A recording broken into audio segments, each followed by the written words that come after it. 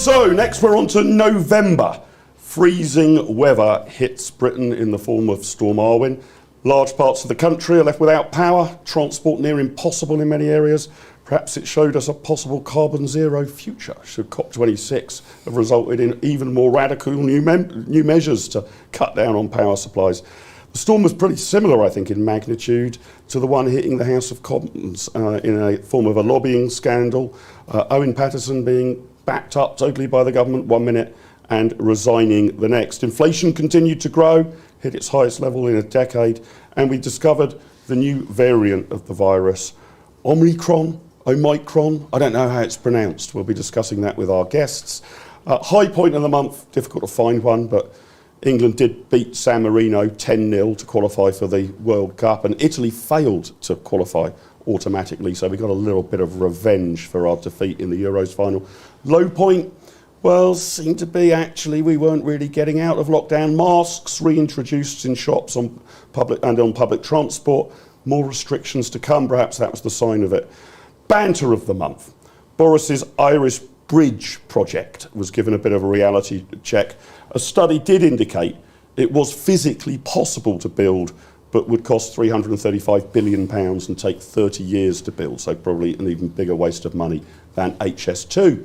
To discuss the month of November, delighted to be joined by comment editor at the Daily Telegraph, Olivia Utley. Merry Christmas, Olivia. Great to have you with us. Give me a promotion there as well. We're giving you a promotion. Assistant comment editor at the Daily Telegraph. I'll take it. Maybe I know something you don't. And the Times science editor and my first cousin, Tom Whipple. Tom, great to have you with us. Welcome, welcome, welcome.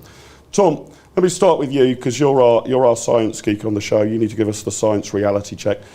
So the new variant's been discovered in South Africa. South African medics seem pretty unconcerned.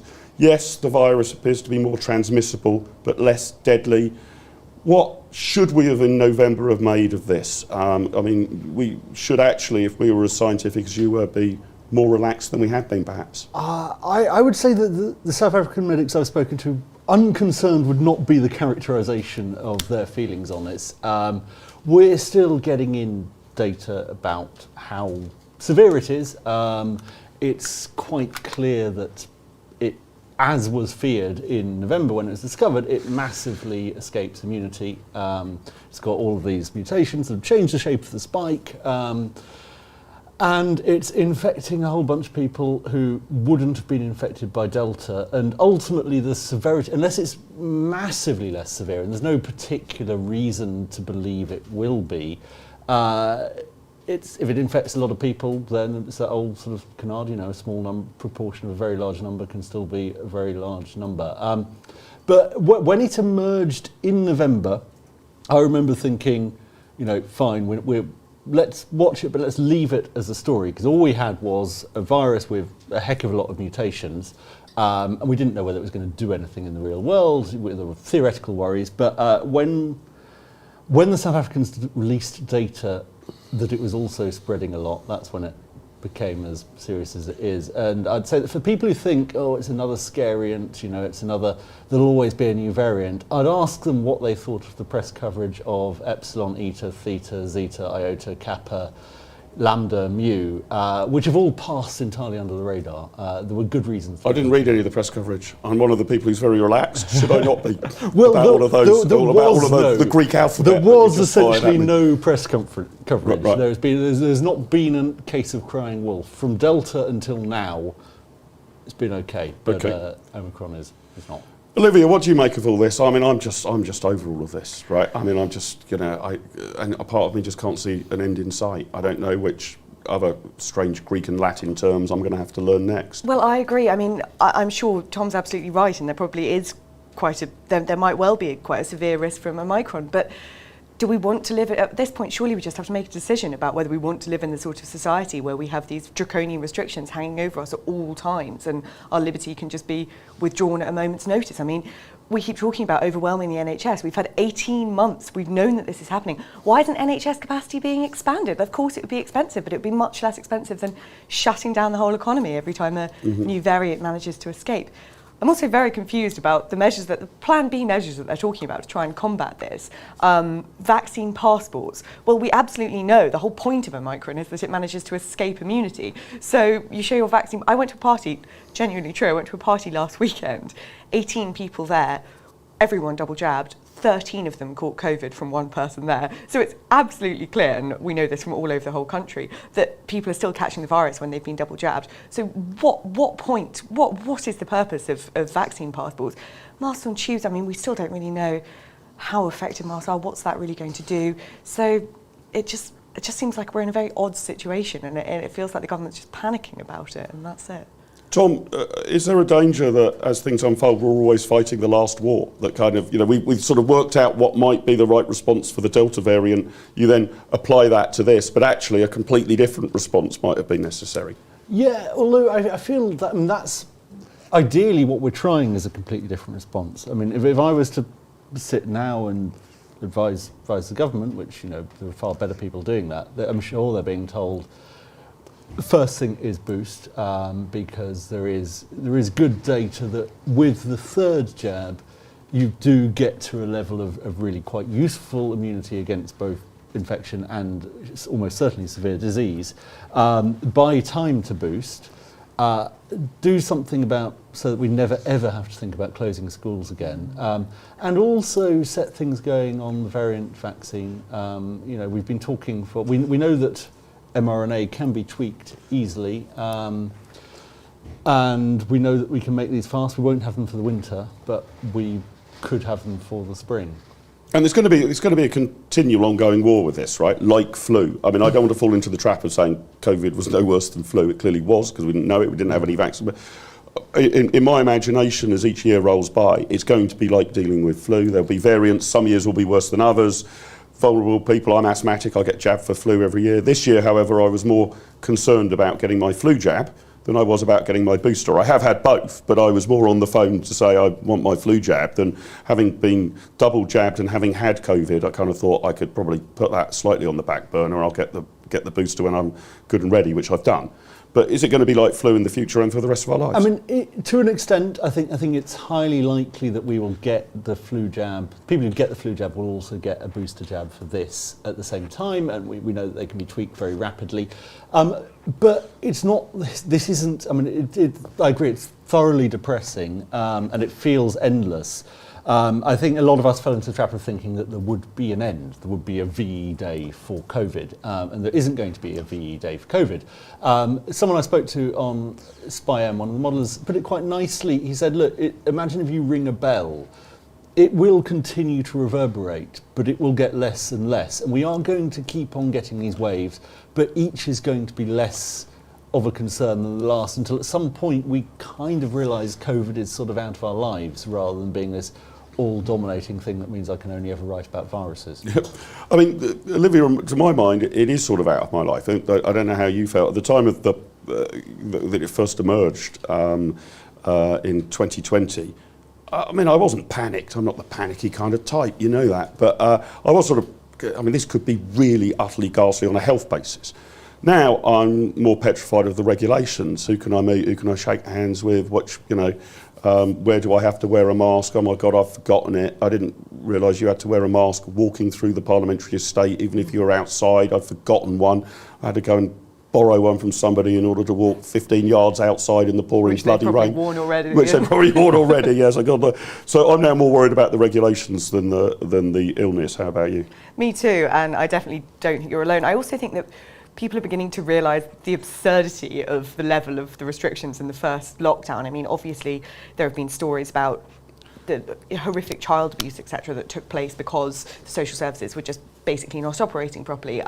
Awful stories of domestic abuse, etc., which, basically shows that you can't really do something like that. But then also, I've been having lots of conversations with friends recently about just laughing about how silly it was, the way we all walked in parks a metre and a half away from each other or whatever it was, and were you going for a walk with your friend or were you going for exercise, and it was just coincidental that your friend happened to be with you. Yep. Yeah, exactly. And I just don't think that it'll really be possible to try and, if there's a plan to sort of introduce those levels of restrictions again, I think that people feel like you and I, and that it's all just a bit it all seems a bit ludicrous and absurd, and I just don't think it'll be possible to do the same sort of thing as we did last March. Do you think that's right, Tom, that if you like compliance, I mean, I have sought not to break the regulations, even if I consider them preposterous. I think you should try and follow the law.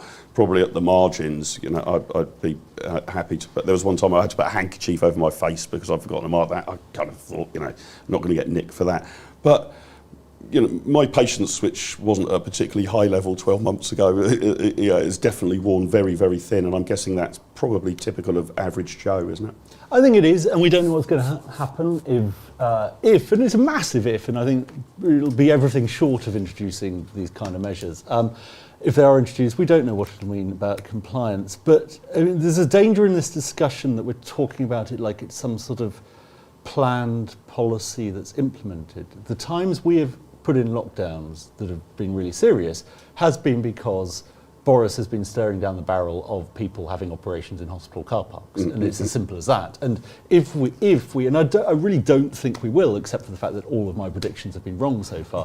But if we get to that stage, of course we'll do exactly the same thing again, because that's the virus has forced your hand, and it's really tedious. But well, from one rather pessimistic thing onto another, I guess. COP26, hosted in Glasgow in November, described as the death knell for coal power, but the agreement was a bit weakened by last-minute demands from China and India.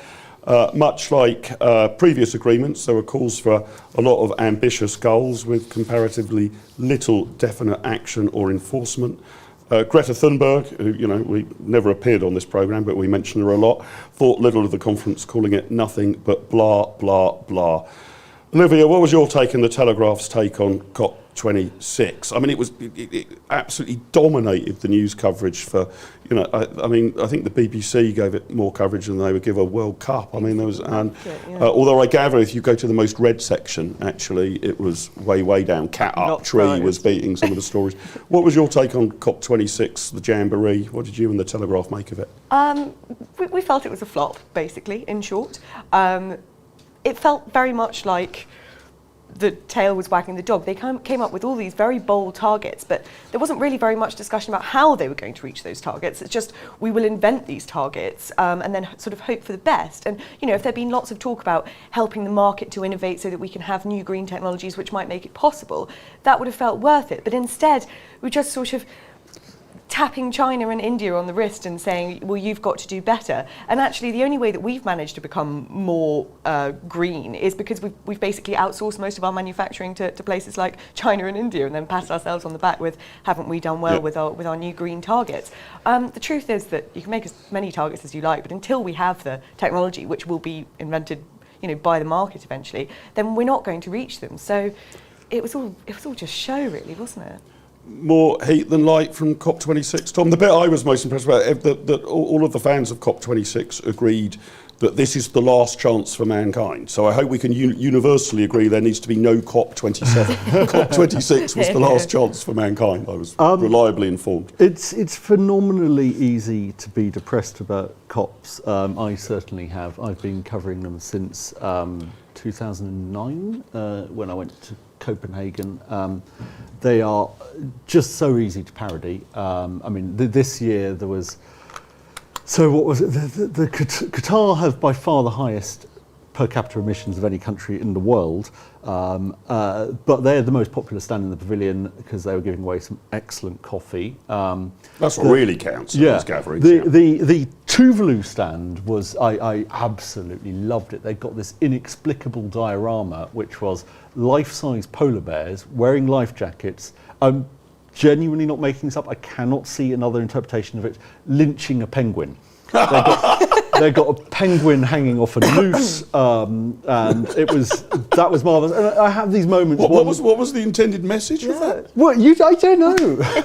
it's like sort of. I'd imagine it's like one of the sort of cartoons you get in on the comment page. Like, no, I'm just not seeing this. Is the penguin the rapacious demands of capitalism? And I don't know. It needed more. Why were they at the same pole? Maybe the penguin had, polar bears are fundamentally xenophobic. They won't share the ice with another ice-bound large predator. I don't know. But It was actually about racism, not about climate. Maybe. Speciesism. You roam into these and you think, why am I with another 30,000 people, my lanyard swinging in the breeze by the Clyde? And there's a story I have to tell because it's my favourite COP story, and it feels like it's a metaphor for this, and I am going to get on to positive. Back in 2009, I was hanging out with the climate protesters, and which was great fun, sleeping in the school hall, lots of bongos. And they had this plan for the last day, but they wouldn't tell me as an evil scion of the Murdoch press. But I knew they had a plan, and we went on a march, and they wanted to break into the main event. Naturally, we got kettled on 3 sides. Mm-hmm. The 4th side was a canal, which was very near freezing point. And they predicted this. They were absolutely brilliant. I mean, it was a fantastic British engineering. They got their rucksacks out. Each of them had an inflatable mattress in their rucksack. They inflated the mattresses. They joined them together in a pontoon bridge. They pushed the bridge over the river with one of them at the front. The police had plenty of time to get round with their snarling dogs and stuff. Just as they got to the other side, they said, "Send forward the sausages." And they threw the sausages at the police dogs. The police dogs ate the sausages, and everyone got arrested. It was just sort of futile, but lots of thought. Great performance art. Yes, yeah. But what I will say about COP is, it's 200 countries. If you didn't have this process, you'd have to have this process. Of course, it's disappointing. There's a lot of theatre. I was being told throughout by the British negotiating team, look, I can't believe fossil fuel, coal is even on the table. That was one of those things that they put into the agreement expecting it to go. They have this UN thing, which is you have a list of verbs by order of severity. So asks, urges, requests, and you're having discussions about whether this particular paragraph begins with asks, requests, urges, calls upon. This is mental. The whole thing is utterly mental. You can get it on the UN website, Right. except there's 2 versions where requests or urges are swapped. Right. And you don't know which is the one and whether you have in fact extracted something out of... and this whole thing is pointless. The sausage factory is preposterous. But before Copenhagen, we were looking at 6 degrees as worst case scenario. I've talked for ages. After Paris, we were down to 4. We're now looking at 2.4. Now, these pledges might not come through, but we have got most countries, including China and India, pledging net zero with interim periods. China said, after 2030, if we go up, we're breaking our pledges. Yeah, but the system is doing something. But Olivia, is this worth the paper it's written on? I mean, they might pledge that we're all going to be 3 times as rich in 2050 or 100 times as rich in 2080, but I'm not sure a government diktat saying that changes the weather, either metaphorically or literally. That's the thing. I think if it's convenient and cheap for China to go net zero, then it will. But fundamentally, the problem is that it's politically impossible for governments to do things which will make their people poorer. And unless there's a way that we can mitigate that, then these countries just won't follow through on their pledges. Surely, I don't see another way around. And what do you think? I'll put this to you in a minute, Tom. But Olivia, what do you think about what irritated me about it? And I'm not against decarbonisation per se. I mean, that might have all sorts of benefits, but not just around climate change. It might be a good thing to strive for. But what worries me is this incredible specificity of targets. I mean, if you were to look at just the UK, so exactly net zero, not one molecule of carbon dioxide above that by whatever it is, 1 minute past midnight on the 1st of January 2050 or whenever it is. And, the aim is to keep global temperatures not rising by sort of 1.5, 1.51 would be a disaster, 1.499 and we've achieved everything. It seems to me there's way too much, and that's always the sign of central planning, right? Unbelievably specific targets, when actually the problem's much more of a kind of spectrum than that, isn't it? Exactly, and it comes back to sort of tail wagging dog thing. Everyone's just sort of obsessing about these targets and just not talking about how you're going to do anything to actually achieve them. It's just all about the targets, and it becomes a sort of, the more virtuous you are, the quicker your net zero target will be, and sort of the more extreme it will be, and very little about doing anything to actually make it happen. So if we're applying the Stalin tractor production model to the climate, how do we think we're going to compare in terms of outcomes, Tom? Well, Stalin wasn't bad at tractor production. Not as good as Western capitalism at tractor Well, he was a lot better than the Tsarists. Right, okay, right. So we could have So we're in for Stalinism, not Tsarism, in order to crack this problem. You're not cheering me up greatly. I mean, with that ultimately, it's obviously going to come from a mix of the two. The targets, the political targets, give companies things, it creates an environment in which they can work. And one of the interesting things, and I was told by several people, is it now felt like the companies were pulling the governments, whereas before it was the governments pulling the companies. And yeah, all this stuff has to come. I'm not sure, and obviously to an extent, the targets are absurdly arbitrary. I'm not quite sure what the other way of doing it is. I mean, it is a classic, what would you guys say, externality, tragedy of the commons kind of thing. And so, yeah, ideally I'd be very pro, there are several very interesting market-based solutions. One of the cleverest that I heard, which you economists might have problems with, but I couldn't immediately see it, was Miles Allen, the climate scientist, who's saying, well, look, why don't we have extraction taxes, effectively? So you say, well, in the first year, you have to put away 1% of the carbon from the fossil fuels you've extracted, second year 2%, and so on. And then you don't have to worry about, well, are we taxing carbon at the border? Are we hiding it around the corner? And I'd love solutions like that, because I think that's how we will get to these things. But it has to be public-private. And, you know, 10 years ago, Copenhagen, electric vehicles were crappy milk floats bought by Guardian readers. Now they're like slightly less crappy milk floats brought by Guardian readers. Well, they're the fastest accelerating cars in the world that are, most desirable. So is that right, Olivia? These transformations aren't just for Guardian readers. We'll get there somehow in the end, do you think? I think we probably will get there in the end, but only sort of when it's convenient for people, not because the government has set targets. I mean, Tom's probably right that it does help push companies into. But maybe we need to be very clear that we're going to ask, urge, request or demand that people don't go on holiday or trade in their car. There's going to be quite a lot of asks, urge, requests and demands of the British population, I think. I want to finish, thanks for giving us your overview, Tom and Olivia, of the month of November, but I want to finish as we often do on this show by asking kind of how you feel about things in the year as a whole at the moment. I'm going to ask each of you to rate the year out of 10. Naught is, nothing could possibly have gone worse, absolutely ghastly year, tremendously awful. 10 is nothing could have possibly gone better. You need to give me an integer between 0 and 10. Olivia, what's your audit of 2021? I'm going to say 7, on the grounds that I think right at the beginning of this year, when we just heard hearing that the vaccine might be working, we weren't really sure. I did not think that by the middle of the year we would be out of lockdown. I got married with 130 people at a massive ceremony with no restrictions in October. I really wasn't expecting that to be happening earlier in the year. And the fact that as Tom says, I mean, between Delta and Omicron, we haven't had any too worrying variants. And Omicron, so far, there doesn't seem to be cause for absolutely massive alarm. I think it's not as bad as it could have been. And I'm an optimist, so I've bumped that up to a 7. Yeah, I was going to say 6, but I bumped up to 7. Good. Tom? So in one sense, I don't want to see a year as bad in my life. But in another, I'm going to be positive. I'm going to say 7 as well, because of the massive injection of public cash into science, which I think we've had our Second World War moment. The Second World War led to the jet age, the space age, the computer age. We're moving into an mRNA and genomics age, which has been massively accelerated by this. I think we're going to see cancer vaccines. I think we're going to begin to see antivirals that work more generically, a little bit like an antiviral penicillin.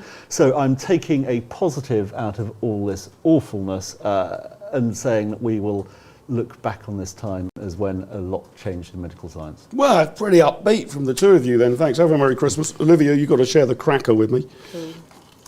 But you've got to give me the joke to read out. So we've got special IEA economic jokes. What mode of transport does an economist prefer? Oh, it's going to be some These sort are of... just awful. Is this going to be a monetary cycle? I'll give it to you. A banking cycle. Oh, God. Terrible stuff. Olivia, Tom, have a very Merry Christmas. Thanks for your slightly upbeat take on the year and the month of November. Been great to have you with us. Thanks so much. Well, if you enjoyed that conversation, why not watch one of these other videos? And while you're here, remember to hit the subscribe button and the notification bell. That way, you'll never miss out on a single IEA broadcast.